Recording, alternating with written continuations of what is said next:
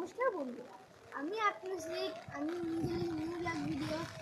আজকে দেখুন বৃষ্টিতে ভিডিও করছি, আর এই বৃষ্টিতে আমরা বানিয়ে ফেলেছি বেগুন দিয়ে ইলিশ মাছ। তো এখানে আমার প্রথমেই 3টে ইলিশ মাছ নিয়ে নিয়েছি। আর আমার তো আজকে আমাদের গাছের বেগুন দিয়ে ইলিশ মাছ বানাবো। তো চলুন বেগুনগুলো কেটে নিই।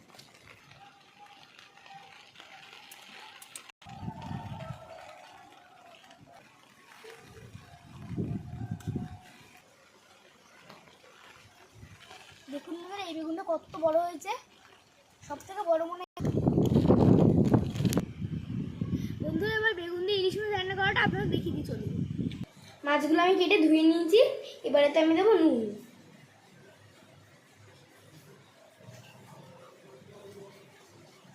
এবার আমি এতে দেবো হলুদ গুঁড়ো। কড়াইটা বসিয়ে দিলাম, কড়াইটা গরম হয়ে গেছে। এবারে আমি তেল দেবো। এবার আমি তেলটা কড়াইয়ে দিয়ে দেবো। এবার আমি কড়াইতে মাছগুলো দিয়ে দেবো।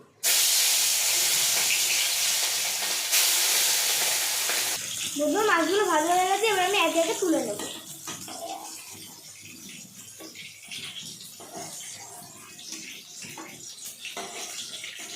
দেখুন বন্ধুরা, বেগুনগুলো কেটে নিয়েছে। বেগুনগুলো তখন আমার পেয়ারার মতো দেখতে লাগছে।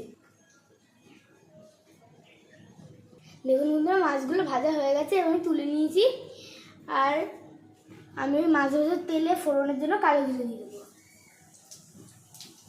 এবার বেগুনগুলো দিয়ে দেবো। এবার কেটে রাখা কাঁচা লঙ্কা,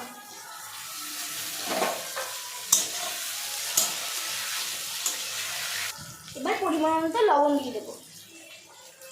তারপরে দিয়ে দিতে হবে হলুদ গুঁড়ো। এবার আমি জল দিয়ে দেবো। ঝোলটা ফুটে গেছে বন্ধুরা। এবার আমি এক এক করে ভাজা মাছগুলো দিয়ে দেবো।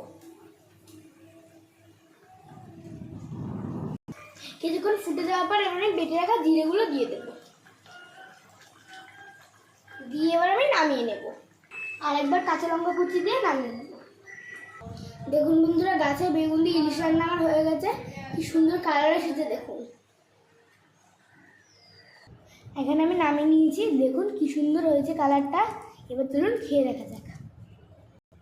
দেখুন বন্ধুরা, আমি এখানে একটা ইলিশ মাছের পিস ভেজে নিয়েছি। আমি ভাজা খেতে ভালোবাসি, তাই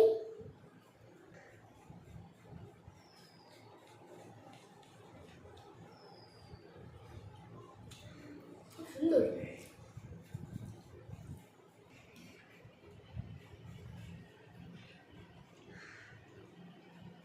বন্ধুরা, আমি এবার বেগুন দেখে দেখি কেমন লেগেছে।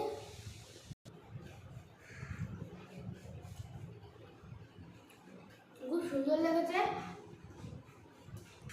আপনারা চাইলে বাড়িতে এইভাবে বেগুন দিয়ে ইলিশ মাছ রান্না করে খেতে পারেন, খুব সুন্দর লাগবে। আজকের ভিডিওটা এখানে শেষ করছি। সবাই সুস্থ ভালো থাকবেন। টাটা।